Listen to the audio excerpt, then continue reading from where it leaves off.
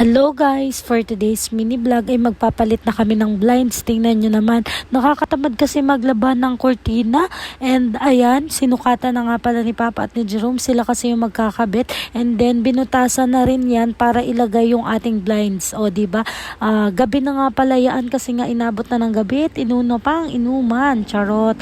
And ayan, ikakabit na nga siya. Na-check out ko nga pala to ng 10 pesos lamang sa TikTok nung nag-sale siya. Naka-super sale siya nun. Yes po, 10 pesos ko lang to na check out.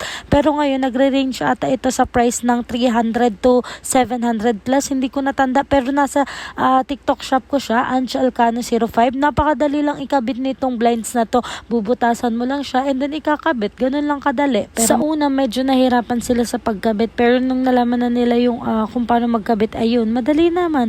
And dito nga pala sa kusina namin yan, inuna namin at saka dun sa sala kasi nanghiram lang ako ng pambutas.